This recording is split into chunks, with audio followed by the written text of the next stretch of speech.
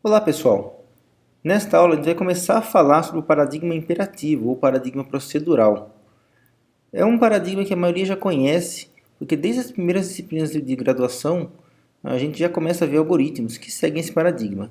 Então aqui a gente vai tentar focar em alguns detalhes, alguns conceitos importantes e que você já deve conhecer de alguma outra forma mais prática, mas aqui a gente vai ver de um ponto de vista mais teórico, mais conceitual. Nesta aula a gente vai falar um pouco sobre nomes e alguns conceitos aí básicos do paradigma.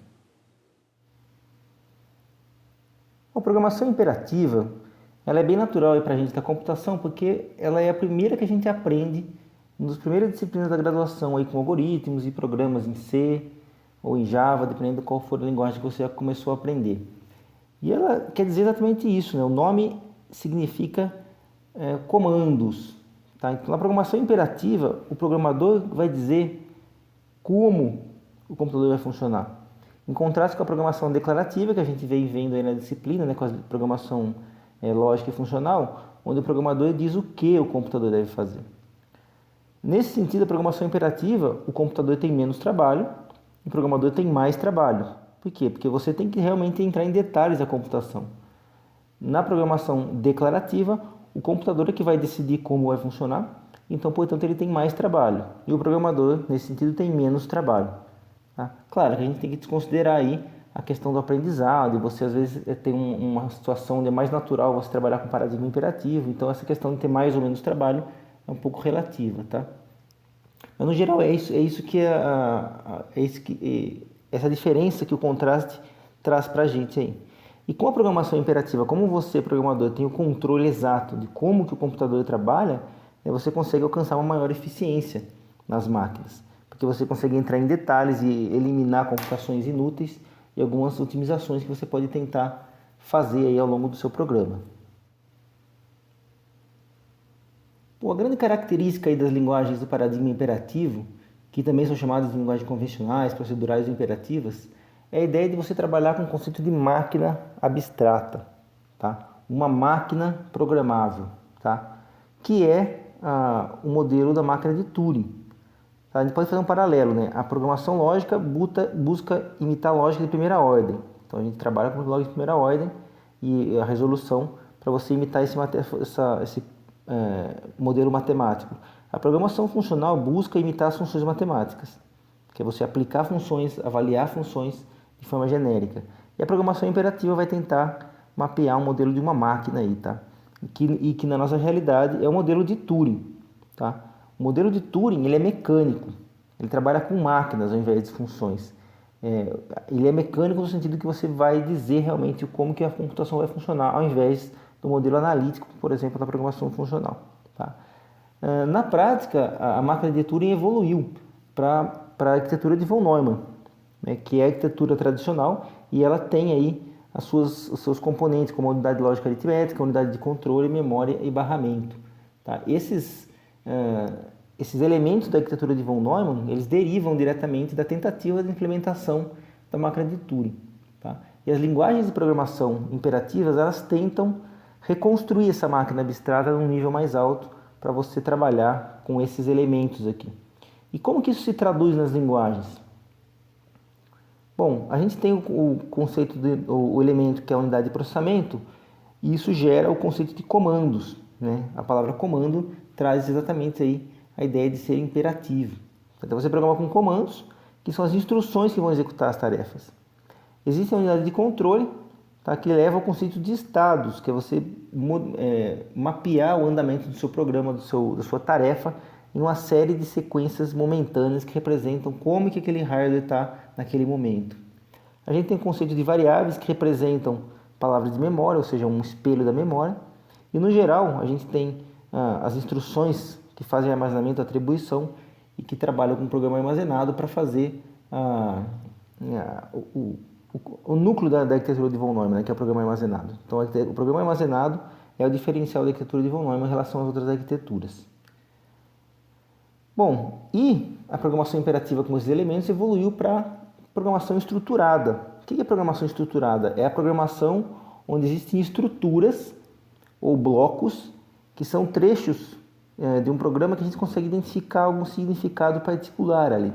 Então, por exemplo, quando a gente tem um fluxo de controle que trabalha com o if, a gente vai falar um pouco sobre controle aí na próxima aula, isso é diferente, porque é diferente do original, do hardware, que seria um salto não condicional, um salto condicional, né, que é um salto simples, porque na estrutura do if aparece sintaticamente o conceito de desvio de fluxo. Então a estrutura do programa reflete aquela estrutura lógica que você quer implementar.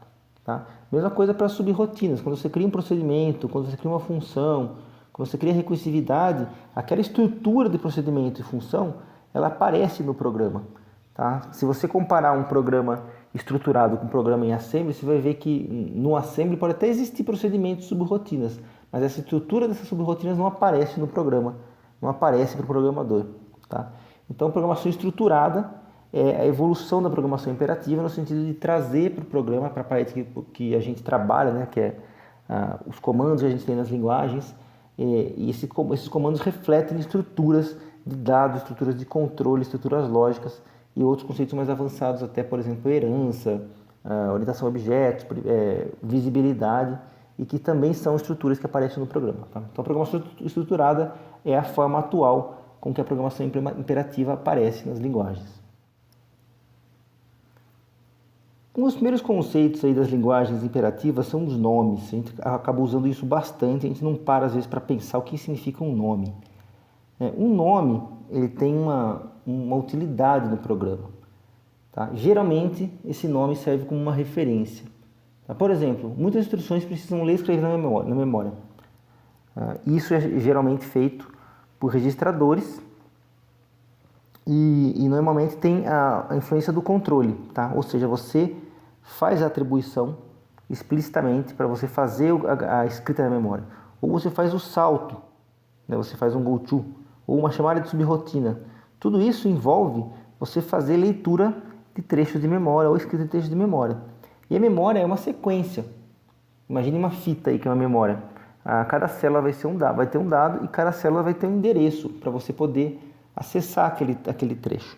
Então, como é que você sabe, por exemplo, que você quer gravar o variável 2 na posição 414? Ou você quer chamar a instrução que está no endereço 1200, por exemplo. Você tem que saber esses endereços para você poder trabalhar com esse tipo de estrutura. Imagine um exemplo aqui, ó, quando você quer fazer um cálculo, 2 vezes A mais B menos 3. O A representa uma posição de memória, o B também. O 2 é uma constante e o 3 é uma constante. Então, para você fazer, por exemplo, 2 vezes A, você tem que saber em que posição de memória física, né? Imagine que você tem a sua fita de memória lá, né, com os endereços. Você tem que saber que o A aponta para essa célula aqui. Suponha que lá tem o valor 5. Então, você tem que conseguir resolver esse endereço aqui. Tá? Imagina se você tiver que programar toda a sua lógica de programação, toda a sua lógica do seu algoritmo que você quer implementar, considerando os endereços reais. Aqui eu tenho um exemplo de uma máquina hipotética, uma máquina chamada P-código, que a gente usa em aulas de compiladores, onde você tem endereços sequenciais. Então eu teria que saber, por exemplo, que o 0 seria a posição da variável A, que o 1 é a posição da variável B. Então eu teria que reutilizar o 0 aqui toda vez que eu vou aparecer e quiser fazer acesso à variável A. E assim por diante. Tá? Então, o nome serve para você usar uma referência mais simples para você trabalhar com endereços. Tá? Não só de variáveis, como eu falei. Né? Você pode também fazer chamada de funções, etc. Ou seja, os nomes facilitam a escrita do programa. Você consegue trabalhar com um nome lógico ao invés de trabalhar com endereço físico.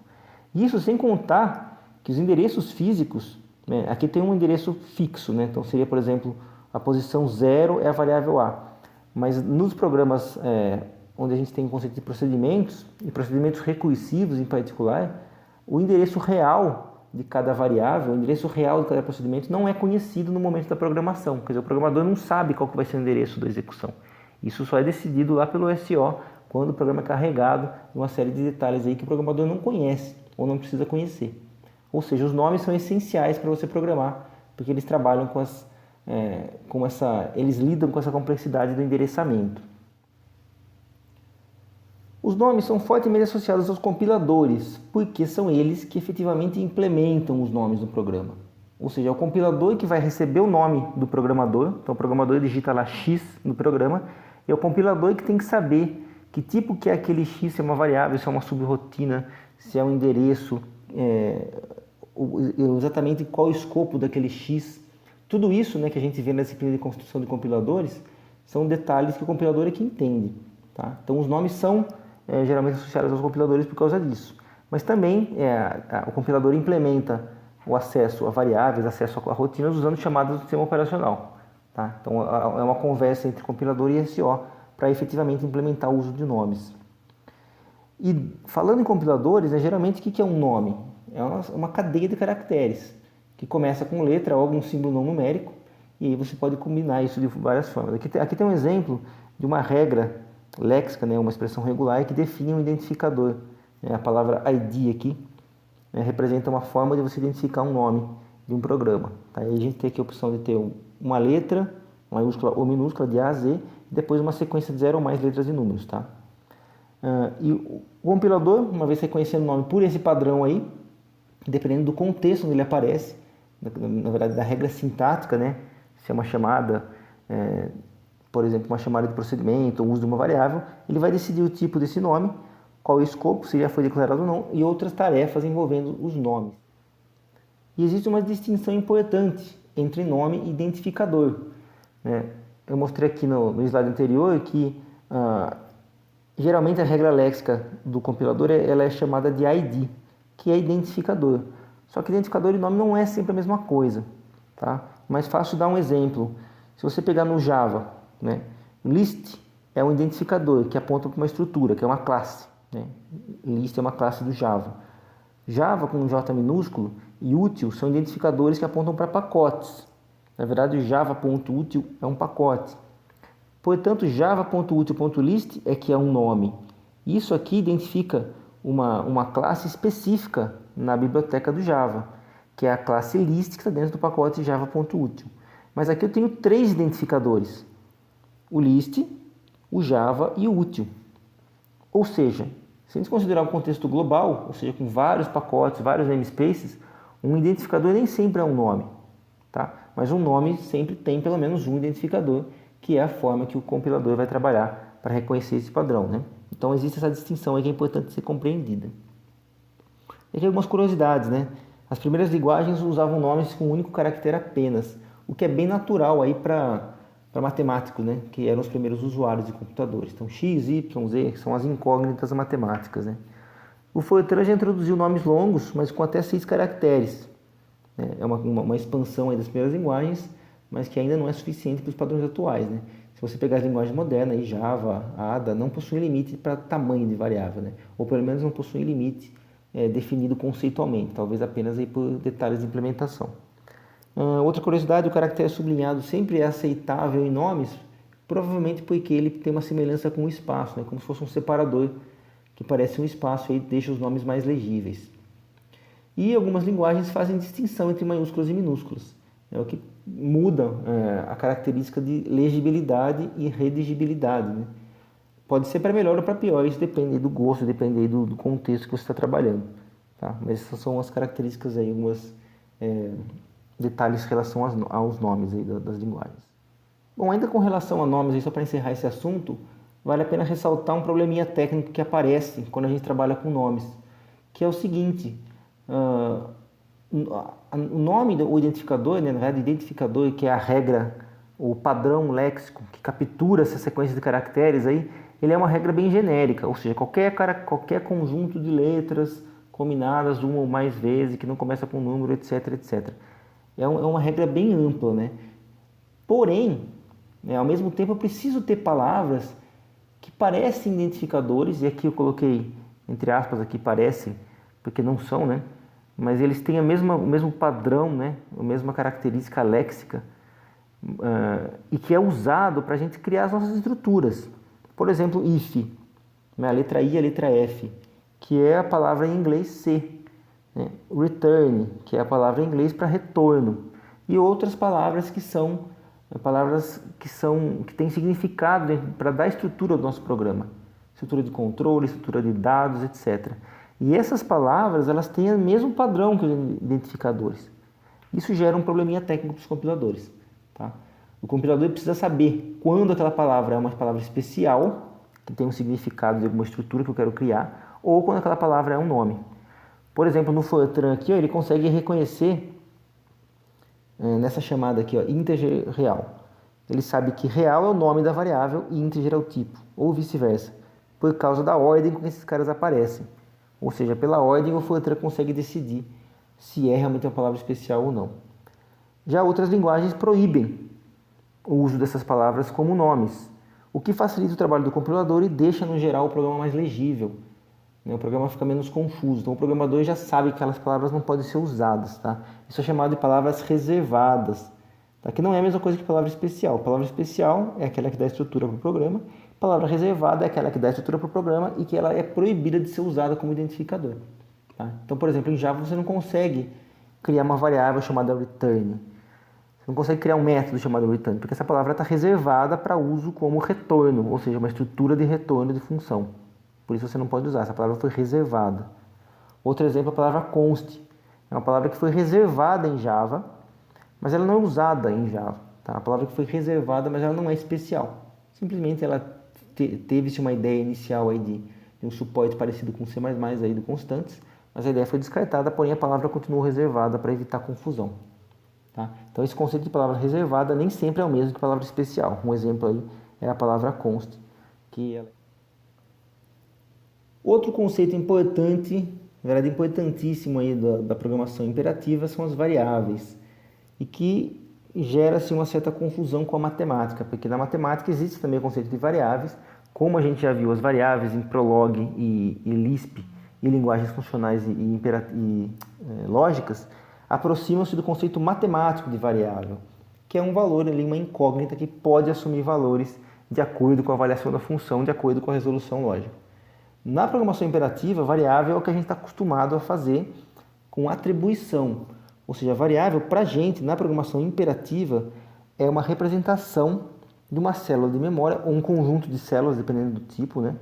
Se a gente pensar em unidades aí de palavras de memória, e que representa a memória. Tá? São a unidade básica de armazenamento da arquitetura de von Neumann. Então a gente trabalha efetivamente e explicitamente atribuindo e lendo valores para variáveis, ou seja, acessando diretamente a memória.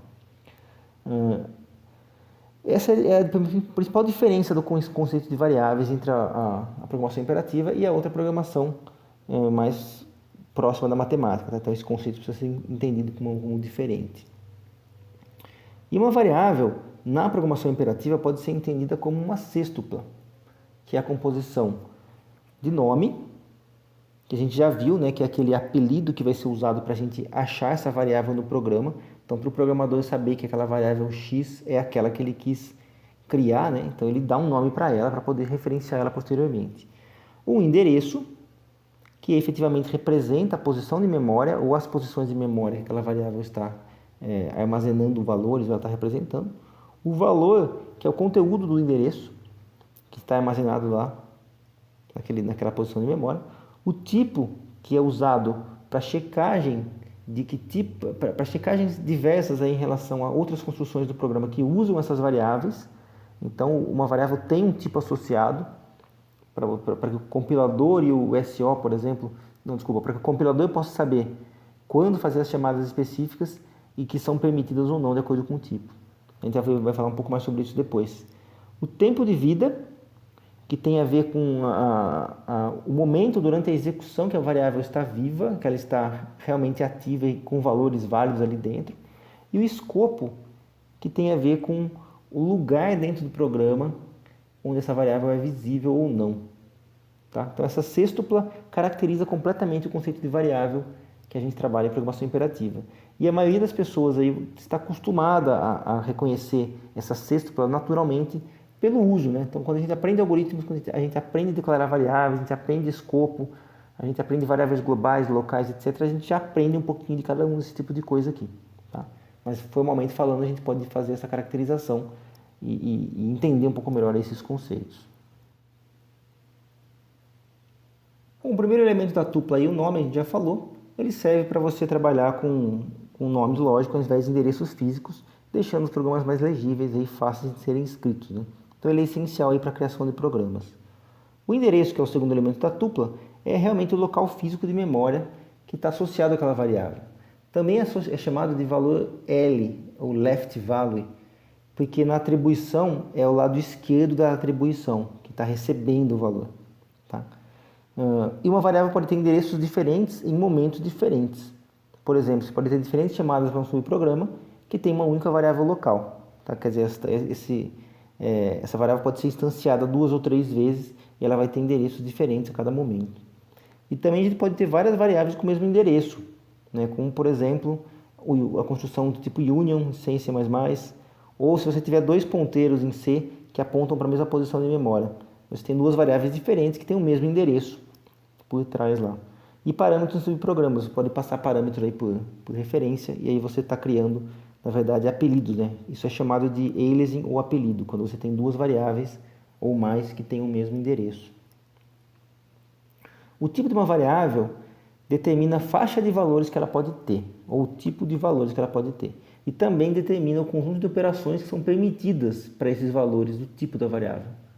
Por exemplo, no integer do Fortran, em algumas implementações do Fortran, né, eles especificam um intervalo de valores de menos 32.768 até mais 32.767. Certo? E as operações aritméticas tradicionais, que se você tem uma variável do tipo integer, você sabe que esse é o intervalo permitido. Outro exemplo, quando você tem um tipo de classe em Java, que é uma referência, você pode ter instanciação associada. Então você pode chamar um new nesse tipo de classe. Você pode chamar um método para esse tipo, porque é uma operação permitida para esse tipo. O valor é o conteúdo, tá? Que é exatamente o que está lá dentro, que está armazenado. Tá? Esse é o mais tradicional para a gente, mais fácil de entender.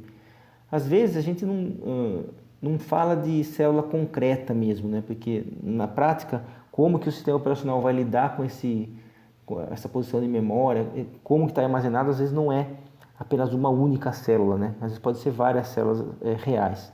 Mas a gente pode tratar como se fosse o seguinte: uma célula de memória abstrata armazena exatamente o valor de uma variável, tá? Ainda que fisicamente eu precise de 3 ou 4 células para armazená-la.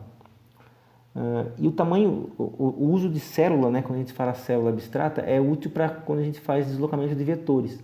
Né? Se eu quiser pegar, por exemplo, o quinto elemento do vetor x, eu sei que é o endereço base do x somado com 5 células. Se forem células abstratas, eu sei que é 5. Tá? Então eu posso trabalhar com células abstratas para fazer esse cálculo mais facilmente. E o valor também é chamado de R-value ou valor R, né, que é o right value, que é o que você coloca do lado direito de uma atribuição. Né? Quando você vai ler uma variável, você na verdade geralmente está lendo o conteúdo dela, o valor dela. E por último aí, temos o tempo de vida, né? Antes de começar a falar de escopo. Né? O tempo de vida ele é o intervalo de tempo de execução durante o qual uma área de memória está amarrada ou vinculada a uma variável. Ou seja, aquela variável está viva, ela tem uma área de memória amarrada ou vinculada a ela. Isso é chamado de tempo de vida. E escopo de variável, que é o último elemento da tupla aí, é o trecho do programa onde uma variável é conhecida. Ou seja, dependendo de onde você está no programa acessando aquela variável, você sabe se ela está visível ou não. E se tiver 2 variáveis visíveis, qual você vai chamar, qual que vai estar valendo, né?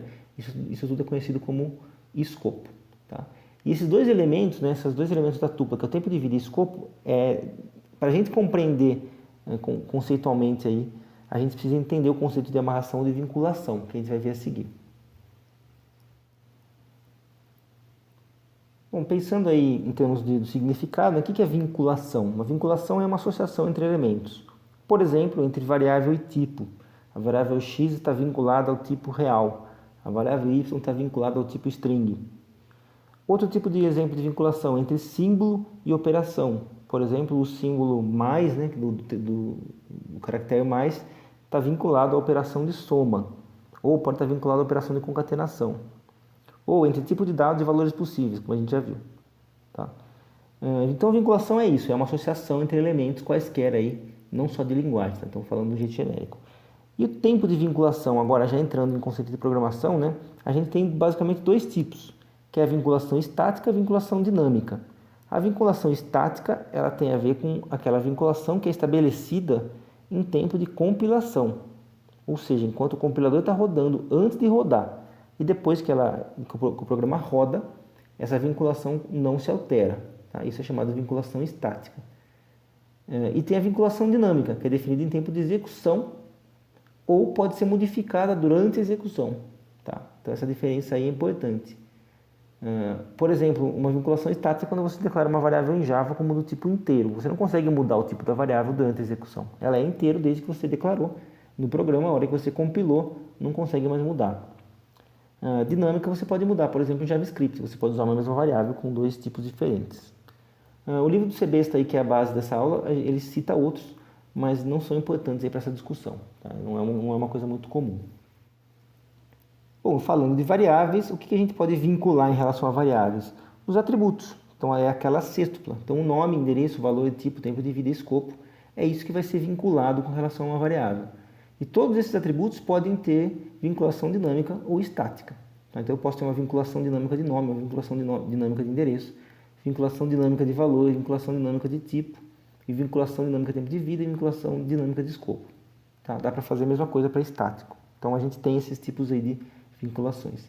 A gente vai começar falando de vinculação de tipos, tá? Que é uma das partes mais importantes aí do conceito de variável.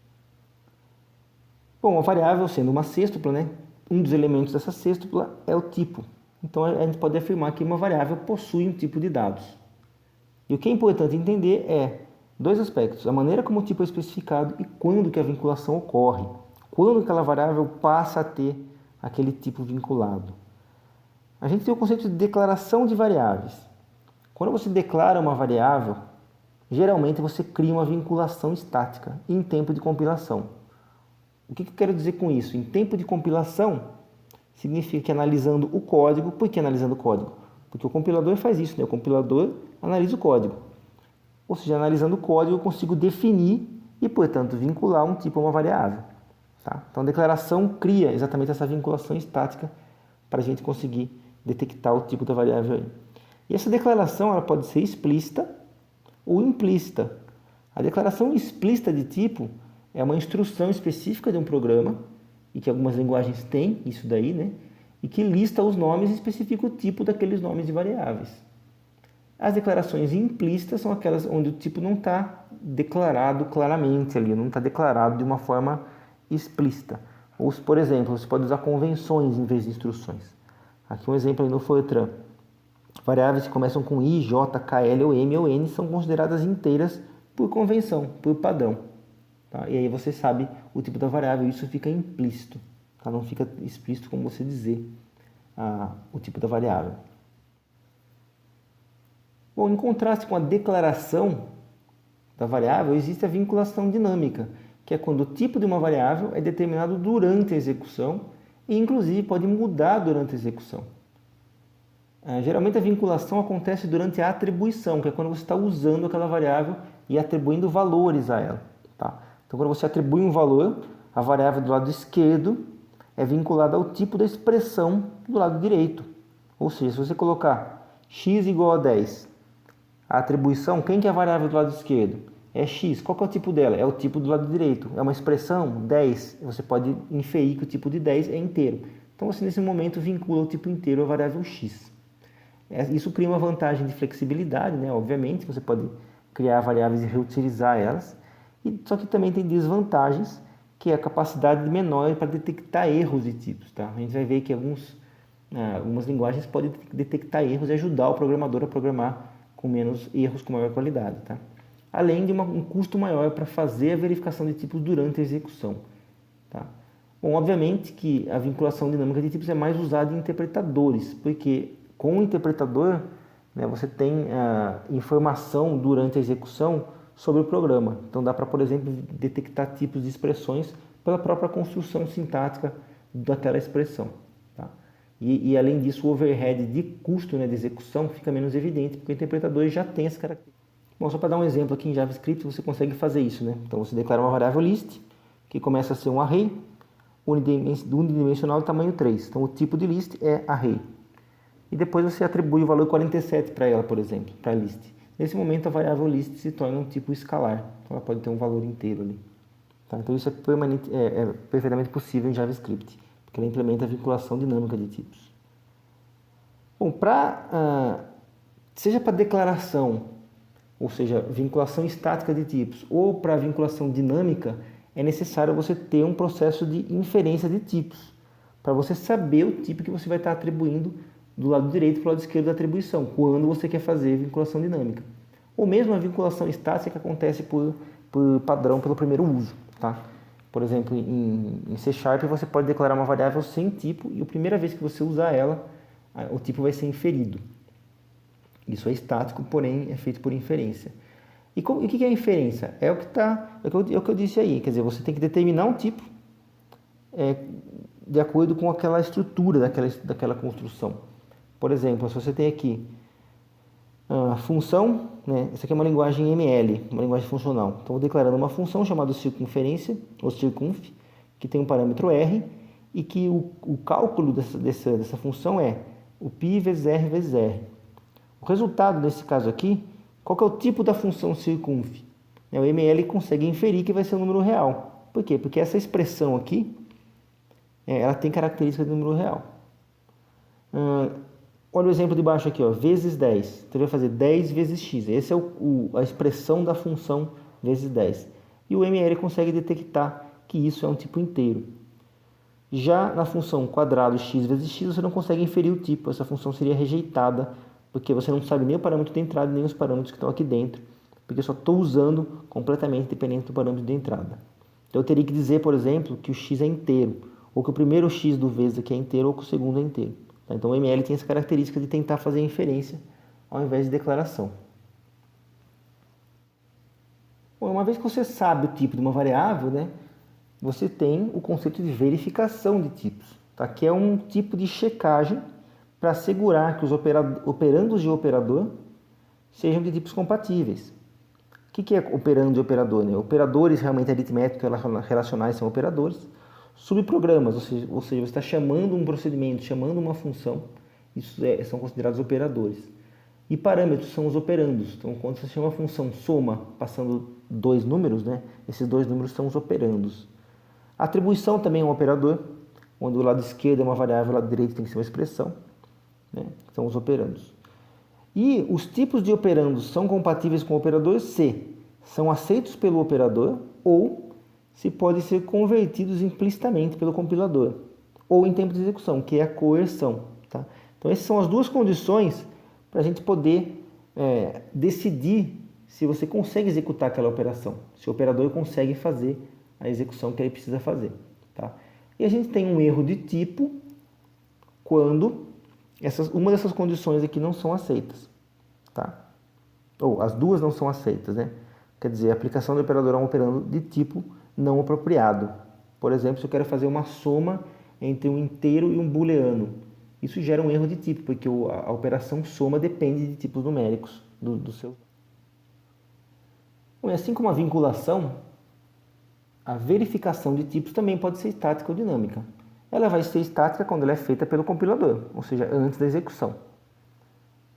E quase sempre, quando você tem vinculação de tipo estático, você vai fazer verificação também de tipo estático.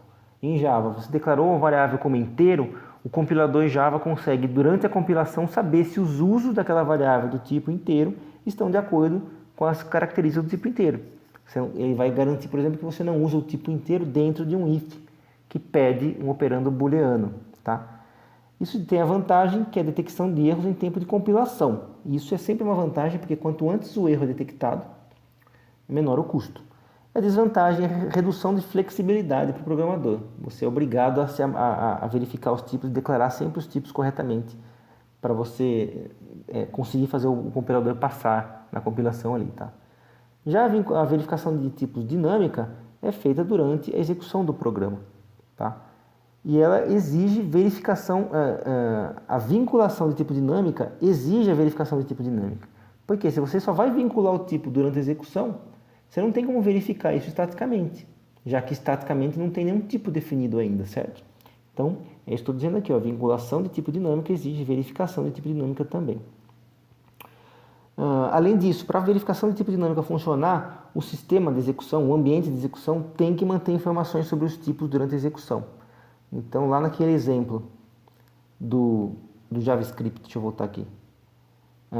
declarei uma variável list, ou na verdade usei uma variável list e coloquei nela um valor array. Suponha que na linha seguinte aqui eu estivesse fazendo acesso à quarta posição do list, quer dizer, um acesso indexado do array. O JavaScript, o interpretador JavaScript tem que saber que naquele momento, naquele código, o tipo de list é array, senão ele não consegue fazer a execução. Tá? Então tem que ter um sistema que mantenha os tipos aí durante a execução. Outro item aqui de importância. A verificação de tipo deve ser dinâmica quando a mesma posição de memória pode armazenar valores de tipos diferentes em momentos diferentes durante a execução. E aqui é um exemplo um pouco menos comum. Por exemplo, em union. O que é uma union no C++? É uma variável que pode ter, em determinados momentos, instâncias de estruturas diferentes. Tá? E você tem que fazer a verificação dinâmica. Nesse caso, apesar de o C ter declaração de tipo estática, né, vinculação de tipo estática, nesses casos você tem que ter verificação dinâmica. Por quê? Porque a variável que for do tipo union em C e C++, ela pode assumir valores diferentes em momentos diferentes. Tá? Então a verificação de tipo dinâmica também é necessária nesses casos aqui. Tem exemplos aí de estruturas parecidas em outras linguagens, né, como registros variantes em Ada, em Pascal, ou equivalência em Fortran. Tá? Mas como eu falei, isso aqui é um caso menos comum aí nas linguagens atuais. Bom, estamos falando de tipos, e é comum aí você ouvir falar do conceito de tipagem forte, tipagem fraca, que é uma propriedade de linguagens. O que significa isso? Uma linguagem ela é considerada fortemente tipada quando erros de tipo podem sempre ser detectados. Tá? Então é isso que significa uma linguagem fortemente tipada, que é a tentativa de detectar todo e qualquer erro de tipo, seja em tempo de execução ou em tempo de compilação. Tá? Essa característica torna uma linguagem fortemente tipada e deixa ela mais segura, pelo ponto de vista de erros de programador. O programador está usando um tipo errado, uma variável de um tipo errado em um operador que não suporta, e o compilador consegue avisar ele que ele está usando errado. Tá? Além de levar a resultados mais previsíveis, já que você está sempre usando os tipos corretos aí dentro do que é previsto na linguagem. Tá? Então o que é importante falar da linguagem fortemente tipada? Os tipos dos operandos têm que sempre poder ser determinados, tá? E aí tanto faz se ele é em tempo de compilação ou execução. Tá? Você conseguiu sempre detectar o tipo, então você está cumprindo uma das características da linguagem de tipagem forte. E outra característica é conseguir fazer detecção em tempo de execução do uso de valores de tipo incorreto de variáveis que podem armazenar valores de mais de um tipo. Ou seja, se eu tenho uma variável que ela permite que você armazene diferentes valores nela, diferentes tipos de valores nela, durante a execução eu vou ter que verificar se esses valores estão dentro dos permitidos. Tá? Isso é importante ser feito, porque o compilador não consegue fazer isso, já que a atribuição, né, ou seja, o uso de valores, só acontece em tempo de execução. Isso faz parte também de uma linguagem fortemente. Bom, só para dar alguns exemplos ilustrativos, né, o Fortran não é fortemente tipado porque tem essa construção equivalência aí, que permite o acesso à mesma posição de memória por variáveis de tipos diferentes. Então você pode ter uma variável do tipo inteiro e outra variável do tipo real que acessa a mesma posição de memória. E aí você perde essa verificação de tipo porque o valor ali pode estar de acordo com um dos dois tipos possíveis. Pascal também não é fortemente tipada porque existe aqui a possibilidade de você criar registros variantes, né, sem colocar a tag que é o tipo de uma variável. Os C e C++ também não são fortemente tipadas porque existem funções para as quais os parâmetros não são verificados quanto ao tipo. Então você consegue fazer passagem de valores ali para essas funções sem verificar o tipo. Além das estruturas do tipo union que são parecidas com equivalências do Fortran aí. A linguagem Ada ela é quase fortemente tipada, assim como Java e C Sharp. Porque você consegue, apesar de ter muita checagem de tipo embutida ali, tanto em tempo de compilação quanto em tempo de execução, você consegue ainda, programador, suspender, através de comandos específicos, né, essa verificação de tipo e tentar fazer uma conversão forçada ali, tá? Então você consegue gerar erros de tipos não detectados em Java, C Sharp e Ada aí. Tá? Mas elas são quase fortemente tipadas porque quase sempre você vai ter os erros de tipos detectados corretamente aí durante a compilação e também a execução.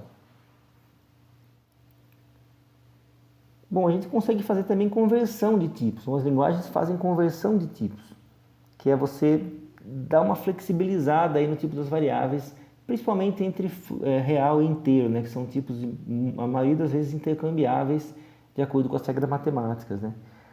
E a conversão de tipos pode acontecer de forma implícita ou explícita. Quando acontece de forma implícita, ela é chamada de coerção e é iniciada pelo próprio compilador. E quando ela é do tipo explícita, também chamada de casting, ela é solicitada pelo programador. Casting, para quem não sabe, é quando você coloca, por exemplo, um gesso no braço, que quebrou o braço, coloca um gesso, né? Você está forçando o seu braço dentro daquele gesso. Então você está forçando uma variável dentro de um outro tipo. Tá? Então você está meio que forçando a barra para aquela variável ali ter um tipo diferente. Tá? Bom, e as regras de coerção em uma linguagem têm efeito, obviamente, na verificação do tipo. Né? Quanto mais coerção você tem, menos forte é a sua tipagem. Tá? Porque você está permitindo conversões implícitas aí e possivelmente gerando erros não detectados de tipo. No geral, a gente pode afirmar que linguagens que permitem muitas conversões implícitas são menos seguras ou confiáveis do que as que não permitem, tá? Porque você obriga o programador a pensar muito bem e a especificar todos os tipos que são convertidos aí. Tá? Aqui um exemplo, né? Em Java. Em Java você tem uma expressão de modo misto, ou seja, você consegue misturar inteiro com float aqui numa expressão aritmética sem detectar erro. Tá? Isso é um dos poucos exemplos do Java onde a coerção ou a verificação de tipos não ocorre. Por quê? Apesar de terem representações internas bastante distintas, né, os números inteiros e números ponto flutuante funcionam do mesmo jeito nas operações aritméticas tradicionais, como a gente aprende na matemática na escola. Então não faz sentido ficar obrigando o programador a converter inteiro para float, porque isso é muito trivial e dá para confiar que vai funcionar. Tá? Mas em ADA já é um pouco mais forte. Ó. Se você fizer esse exemplo em ADA, vai ser detectado um erro de tipo, porque float e integer não podem ser misturados no operador de multiplicação. Tá? Ou seja, o ADA ele é mais fortemente tipado do que o Java nesse sentido aqui. Dando continuidade à nossa conversa sobre vinculação das variáveis com os elementos da sextupla, agora a gente vai falar de vinculação de armazenamento e tempo de vida.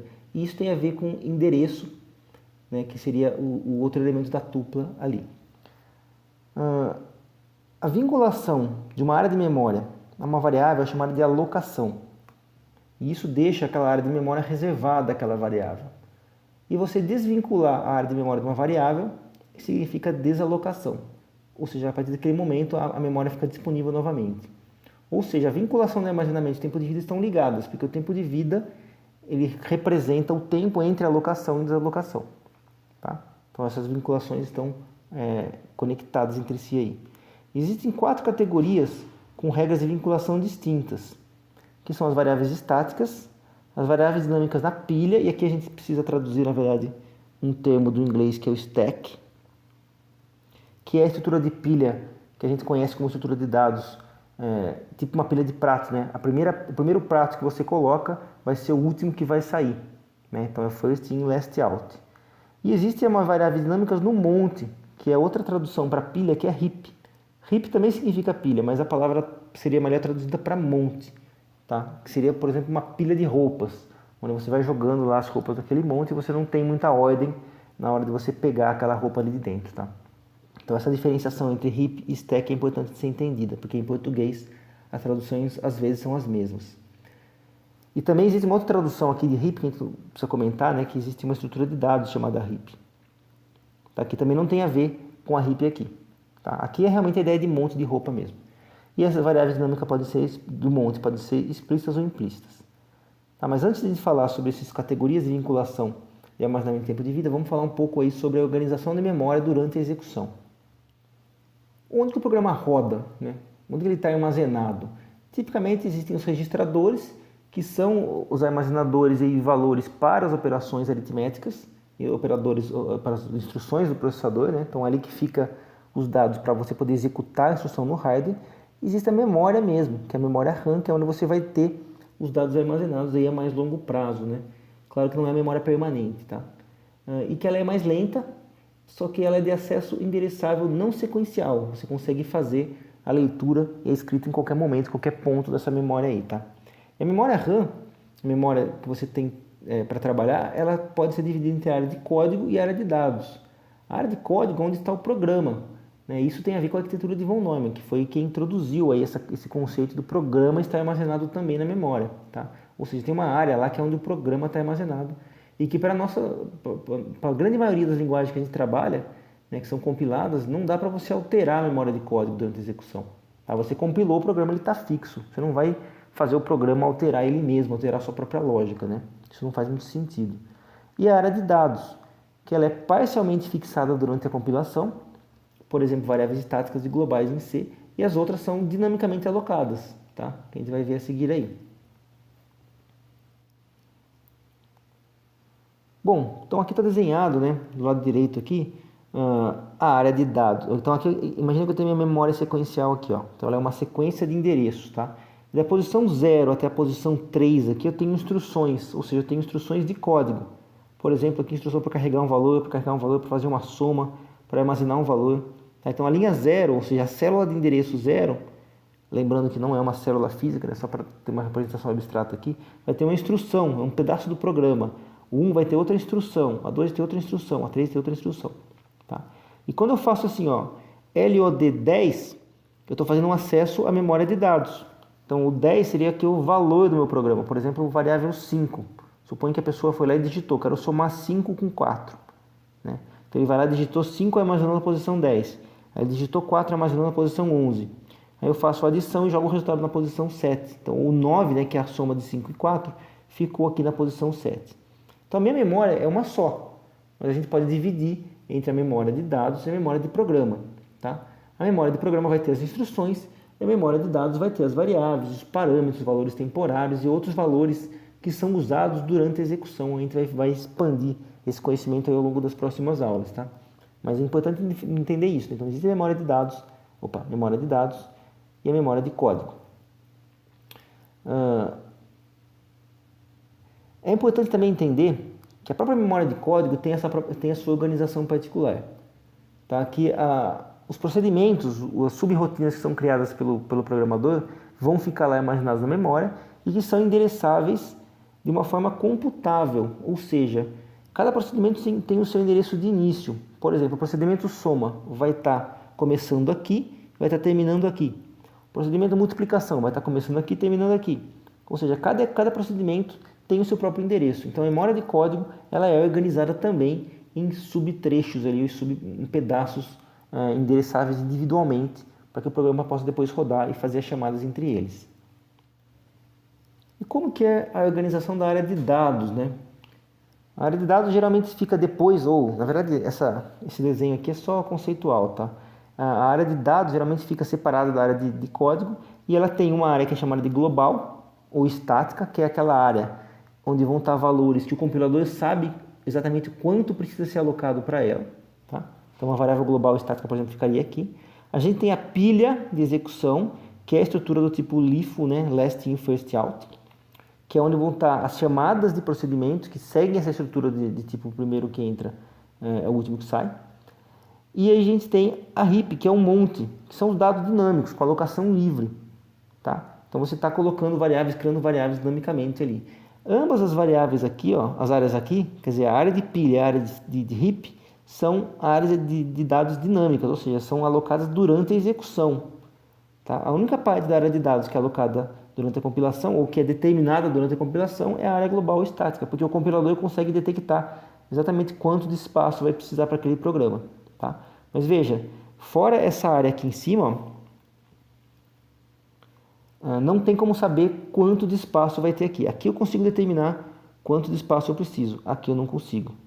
Tá? Eu preciso esperar o programa começar a rodar e eu preciso alocar um espaço lá mínimo, mas isso pode crescer indefinidamente e por isso que acontece às vezes, né, de programas que estouram a memória. Né? Eles começam a crescer aqui de uma certa forma imprevisível e aí você estoura a memória. Bom, então agora a gente pode falar um pouco aí dos tipos de variáveis, o tipo de vinculação de armazenamento de tempo de vida, que eu tinha falado antes que existiam 4, né? O primeiro deles são as variáveis estáticas, que são aquelas que eu consigo fazer ou determinar o tamanho necessário durante a compilação. Ou seja, o compilador consegue saber quanto espaço de memória eu vou precisar para aquele programa rodar em termos de variáveis estáticas, porque ele consegue contar as variáveis e tal variáveis que tem no programa declaradas e saber o tipo de cada uma e o tamanho que vai ser necessário. Tá? Então, isso são os exemplos de variáveis estáticas, são aquelas variáveis globais, que são acessíveis para todo o programa, e variáveis locais declaradas como estáticas, como por exemplo em C++. Você consegue declarar uma variável local como estática, e isso quer dizer que aquela variável retém valores entre execuções separadas do subprograma. Também é chamado aí como variáveis sensíveis à história. Tá? Esse é o conceito de variável estática em C. Né? As vantagens das variáveis estáticas é a facilidade e eficiência da implementação. Você consegue fazer um endereçamento bem direto aí e não tem que ficar alocando e liberando memória durante a execução. O problema das variáveis estáticas é a flexibilidade reduzida, porque você não consegue, por exemplo, ter subprogramas recursivos, compartilhamento de memória entre subprogramas, por exemplo, subprogramas que executam em momentos diferentes e têm variáveis de grande dimensão.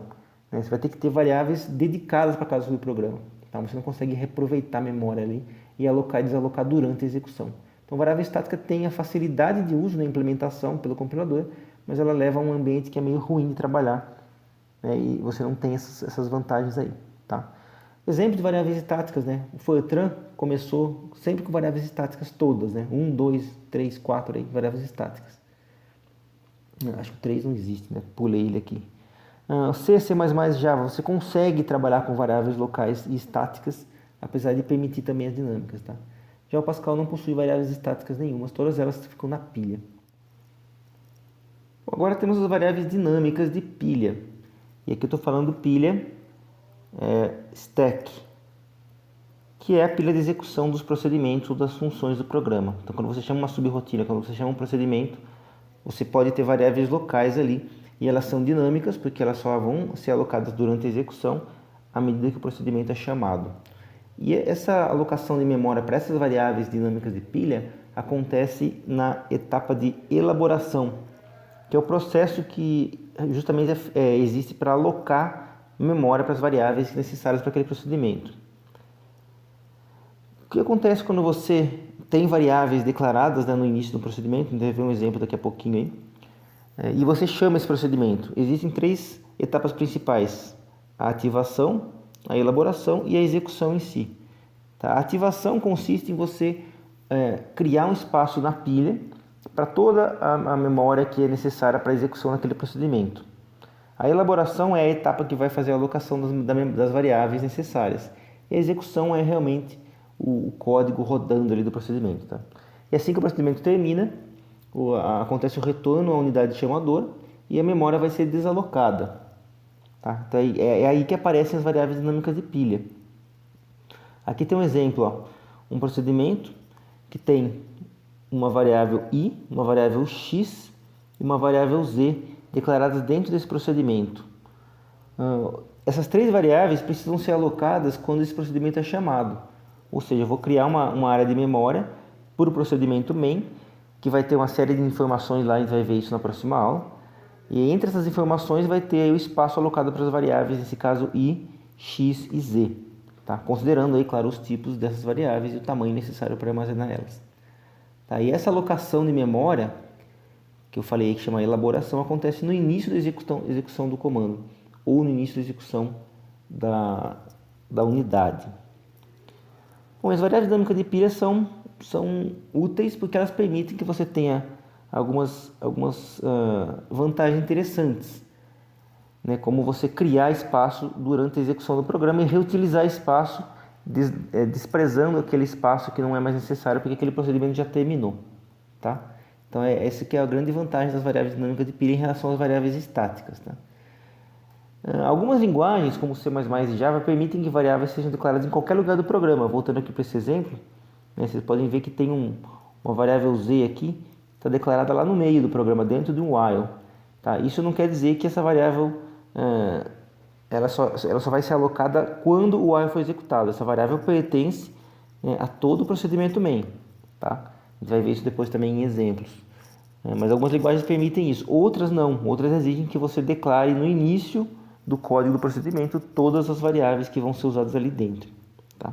Mas como a gente está acostumado aí com C++ e Java, né, e outras linguagens parecidas, você consegue declarar variáveis em qualquer lugar do programa.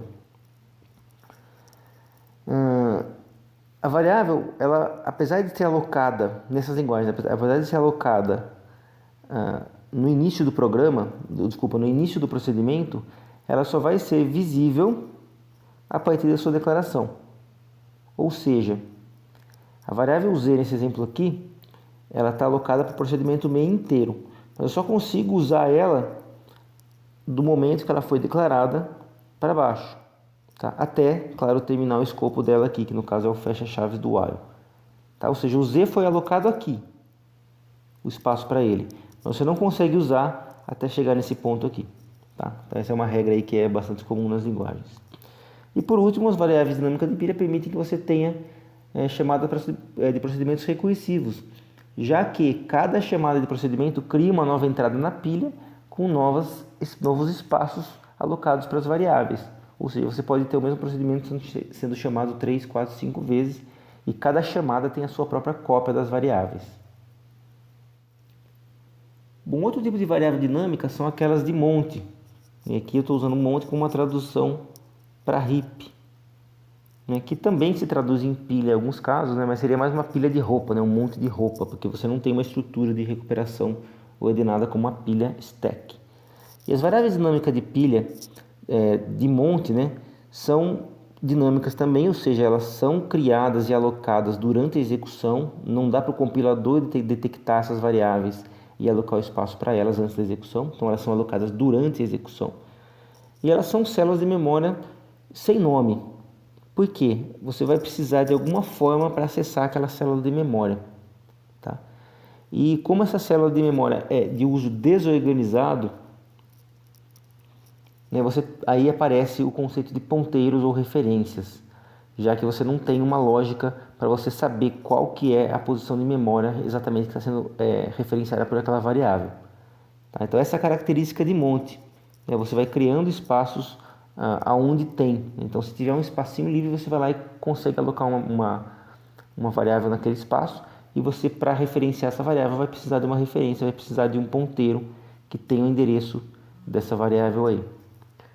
Então, essa é a característica das variáveis de monte. Você cria o espaço e você deixa um endereço apontando para ele.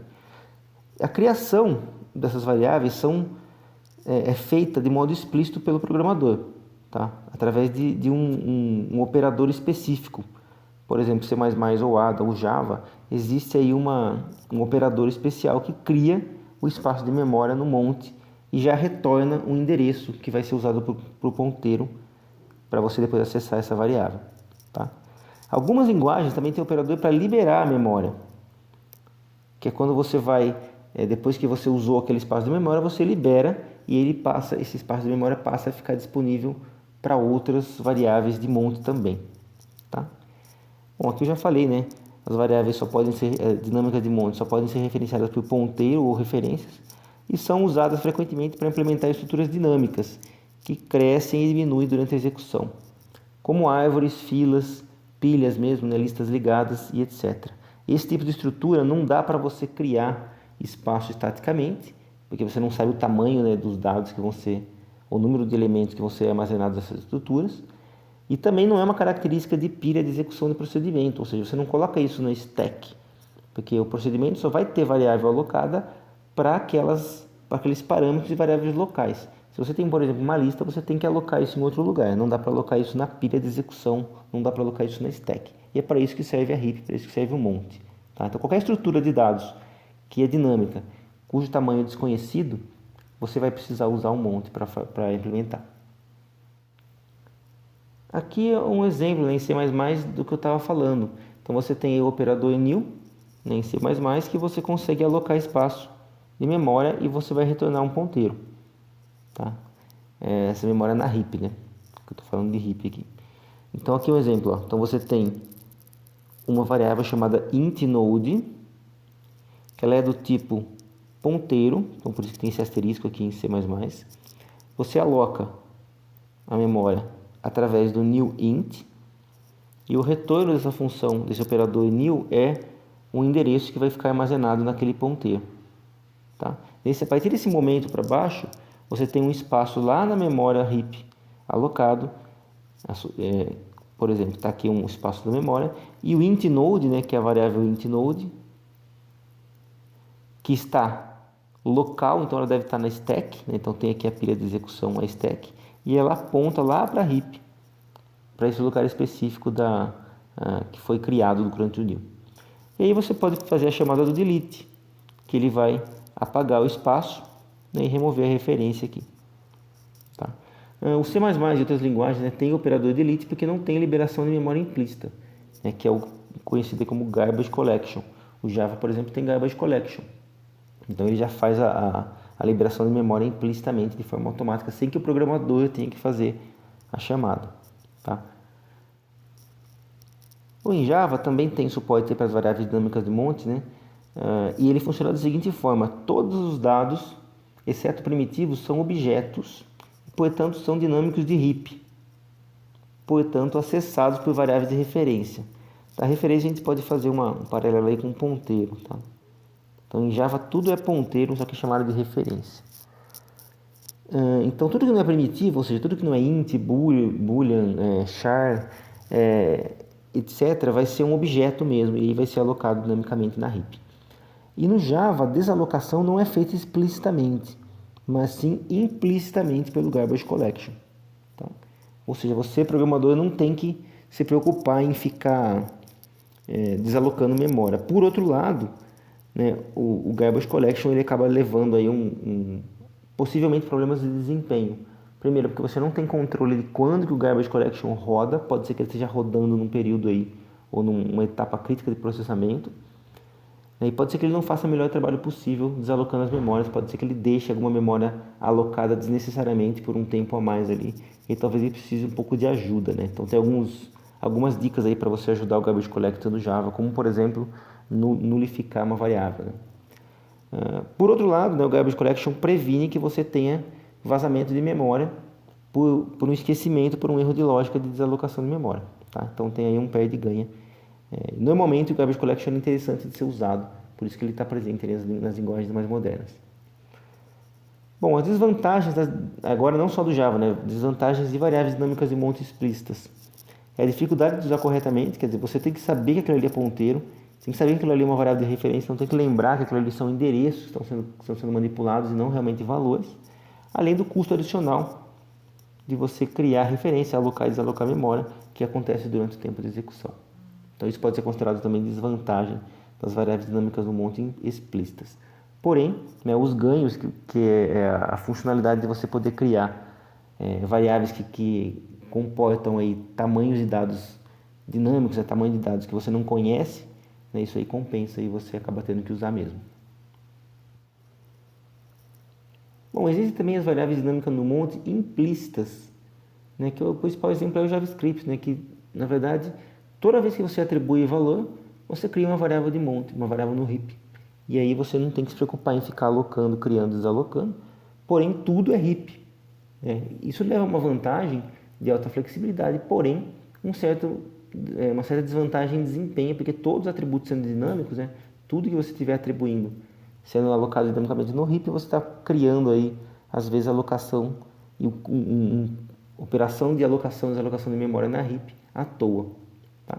Além disso, você não consegue fazer muita verificação de erros pelo compilador, porque fica tudo dinâmico, né? Então pode ser que tenha espaços de memória desalocados lá e você está usando ainda, ponteiros vazios, etc., que pode acontecer nesse tipo de variável.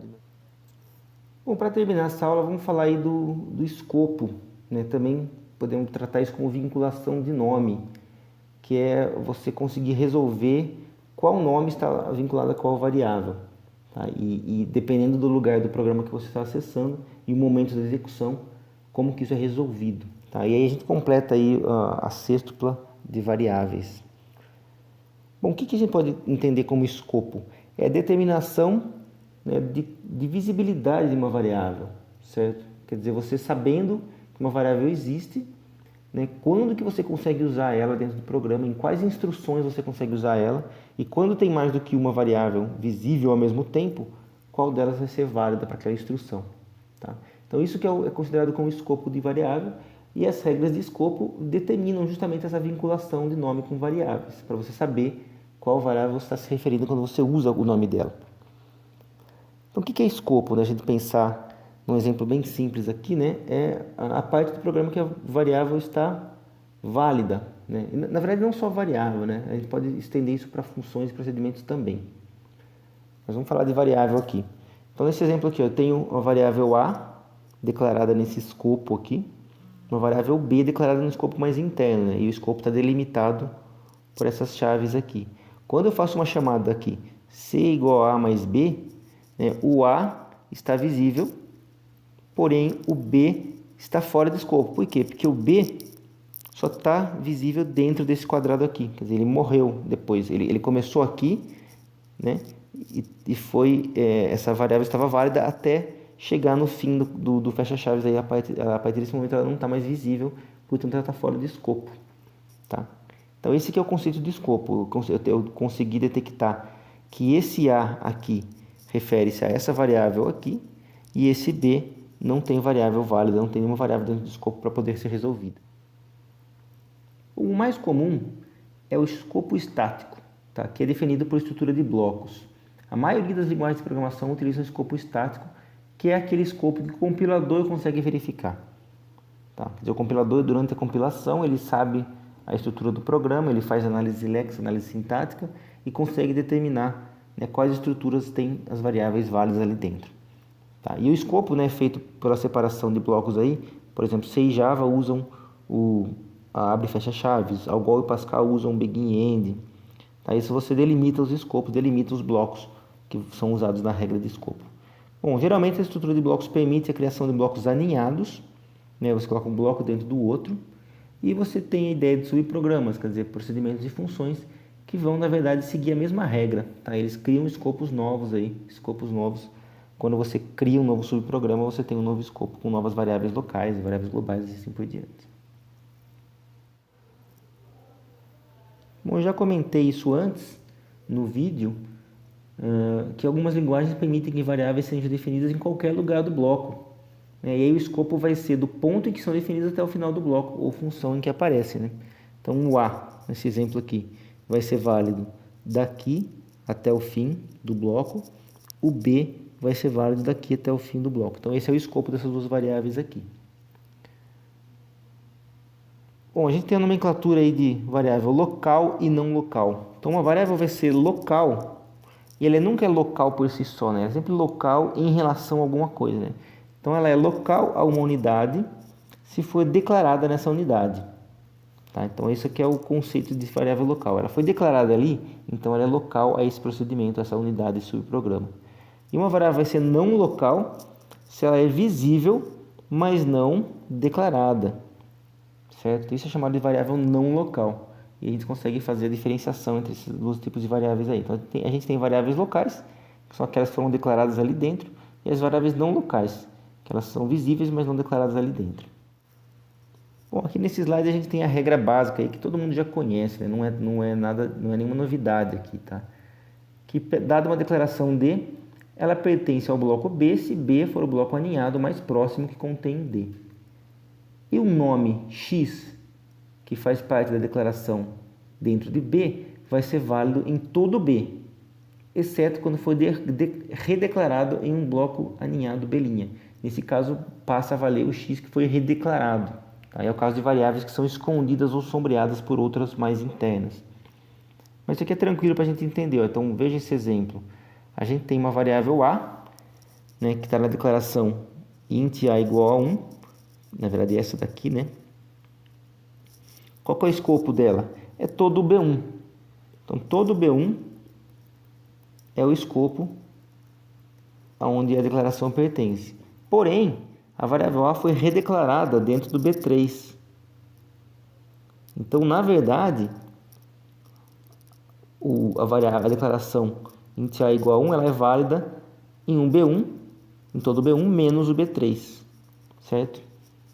A variável B, ou a declaração int B igual a 1, que está aqui, qual que é o escopo dela? É todo o B1, porém, existe uma redeclaração no nome B dentro do B2, portanto ela vai ser válida no B1 menos o B2. Tá? E assim por diante. Então aqui é bem trivial, é bem comum, a gente está acostumado com esse tipo de funcionamento pelo uso das linguagens de programação, porque todas elas fazem esse tipo de regra. Né? Aqui está só a continuação do exemplo, a gente consegue ver o resultado aí, associando quais variáveis vão estar válidas. Então, por exemplo, aqui, ó, eu vou imprimir o A e o B. Qual A que se refere a esse cara aqui? É o A mais próximo. Então, nesse caso, é uma variável local, A. E qual B que se refere ao B mais próximo? Nesse caso aqui é uma variável não local. Tá? Então, ele vai imprimir 3, 2. Aqui ele vai imprimir, qual que seria esse A aqui, né? Ele vai imprimir o A mais próximo, no caso aqui seria esse A aqui. E o B seria o B local. Então, ele vai imprimir 1, 4. Bom, mas o que acontece se eu quiser passar além dessa regra de escopo mais próximo? Então, por exemplo, suponha que eu tenha aqui esse B, né, que a gente já viu que acessa esse B aqui, essa variável aqui. Mas suponha que eu não queira essa situação. Suponha que eu queira explicitamente acessar o B que foi escondido aqui em cima. Eu quero passar por cima da regra de escopo estático e o escopo mais alinhado. Bom, em ADA, por exemplo, a gente conseguia fazer isso, né, através com referência seletiva. Você coloca o nome do escopo e o ponto como um seletor. Em C e C++ também dá para você fazer isso, com 2 pontos, 2 pontos. Java também dá para fazer isso. Então, dá para você passar por cima e acessar variáveis que foram escondidas. Tá? Bom, para terminar aí, né, para completar aí a definição de escopo, existe o escopo dinâmico, que apesar de ser menos comum, ele existe. E qual que é a ideia de escopo dinâmico? A definição de escopo, quer dizer, qual nome está associado com qual variável, depende da execução do programa. Geralmente você aplica o efeito de uma declaração, ele vai se estendendo até que uma nova declaração seja executada, ou seja encontrada durante a execução do programa. Então pega aqui um exemplo de uma linguagem estilo Pascal, né? Onde você tem um procedimento aqui, vou dar uma ajuda aqui. Então, o procedimento big, esse é todo o procedimento, né? Aqui está o corpo dele, ó. Certo? Esse é o corpo do procedimento. A gente tem um subprocedimento sub1 e um sub2, que são subprocedimentos, cada um tem o seu próprio corpo aqui. E a gente tem uma variável x, que ela pertence ao procedimento big, e uma variável x que pertence ao sub2. Tá? E aqui dentro do sub1, eu estou fazendo acesso à variável x. A pergunta é, a quem que esse x vai se referir? A esse ou a esse? Bom, se fosse escopo estático, né, fácil responder, seria a opção de cima, né? Porque a gente tem que o sub1 está dentro do big, portanto, vai valer o escopo mais próximo, alinhado estaticamente. Mas no escopo dinâmico, isso depende da sequência de execução do programa. Se eu tiver uma sequência que é a seguinte, big, que chama sub2, que depois chama o sub1. Suponho que seja assim, aqui não está mostrando, né? Então seria esse trecho de código aqui dentro, né? Dentro do big, dentro do sub2, não está mostrando aqui. Mas suponho que seja essa sequência. Primeiro vem, eu vou chamar o big chama o sub2 e o sub2 chama o sub1. Então, para quem que vai valer a referência x nessa sequência, né? Que vai ser a hora que chegou o sub1?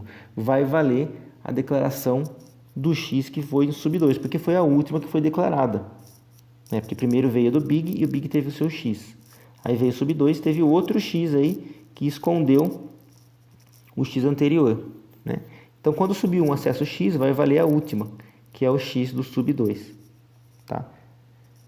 Porém, se for uma sequência diferente de execução, suponho que seja big, depois sub1 direto, então esse x aqui vai referenciar o x declarado em big. Porque o sub2 nem foi chamado, né? Então não teve nenhuma declaração de x associado ao sub2. A gente viu um exemplo disso nas aulas de Lisp, né? Porque o Lisp tem as variáveis chamadas variáveis especiais, que você cria com uma declaração special, né? E que tornam aquela variável com escopo dinâmico, ou seja, vale a última declaração dela, vale o último valor, a última vinculação na hora de resolver aquele nome. Tá? Então esse exemplo aqui vai retornar um valor 2, justamente porque vai valer a variável declarada ali dentro, que vai trazer, né, o valor 2 para a declaração. Aí vai ser feita a chamada do bus e aí o base vai retornar o valor do x, que é o último, que é 2 aqui. Tá? Se fosse escopo estático, isso não iria acontecer. Ele ia retornar o valor de x que está na memória global, ou ia dizer que a variável x não estava amarrada, como a gente já viu na aula de Lisp. Bom, resumindo essa aula aí, tá? O que a gente viu nesse vídeo foi o conceito de nome e vinculação, que é uma parte importante da programação imperativa, porque a gente trabalha com controle explícito de atribuição. Ou seja, a gente é responsável, enquanto programador, por realizar a atribuição, e para isso a gente precisa saber quem que vai receber o quê, quem que vai ser lido, né, em qual momento você vai ler um determinado valor da memória. Tá? Como a gente tem que ter essa manipulação de memória explícita, a gente tem que ter mecanismos para você fazer isso. Tá? Esses conceitos de nome e vinculação valem não só para variáveis, valem também para procedimentos e funções. Mas a gente focou bastante aqui em variáveis porque realmente é a parte importante da programação imperativa. Inclusive, alguns autores falam que a programação imperativa significa programar com atribuição. E a programação funcional, a programação lógica, significa programar sem atribuição. Tá? Quer dizer, a atribuição que você, programador, faz, ela é uma parte importante da programação imperativa. E a gente viu aí que existem, associado com variáveis, uma cesta. Então, o que é uma variável? Se a gente for resumir uma variável, é uma combinação de nome, endereço, que é efetivamente a posição física de memória que aquela variável está referenciando, que ela está representando, o valor, que é aquilo que você está interessado no programa, o tipo, para saber, por exemplo, o tamanho de memória a ser alocado, mas também fazer verificação de tipo e ajudar o programador a não cometer erros. A gente viu o conceito de tempo de vida, que é o tempo entre alocação e desalocação. A gente viu que algumas linguagens permitem que você faça isso explicitamente, outras isso é feito implícita com garbage collection. E a gente terminou vendo o escopo aí, que é a forma com que os nomes ficam válidos dentro do programa. Tá? Então a gente estudou a sextupla da variável, e com isso a gente entende aí alguns conceitos mais teóricos de um elemento que a gente já está tão acostumado a usar aí nos programas. Tá? Então essa aula é muito importante, não do ponto de vista prático, porque vocês já sabem usar variáveis, já sabem alocar e desalocar variáveis, já sabem atribuir valores e ler valores, porém agora espero ter ficado mais claro aí os conceitos por trás disso, que tipo de informação está ali por trás e que é necessário para a gente programar usando atribuições. Bom, nas próximas aulas a gente vai continuar falando sobre o paradigma imperativo e a gente vai começar a focar em outros aspectos importantes. O primeiro deles é o controle de fluxo, que é uma parte importante aí das linguagens que permite que o programador diga exatamente aí como o computador deve realizar as tarefas. E depois a parte da implementação de chamadas de subprogramas, que é uma característica importante das linguagens estruturadas ou linguagens procedurais. Tá? A gente vai ver detalhes de como a variável é alocada, como os procedimentos são ativados e assim por diante. Então é isso e até a próxima.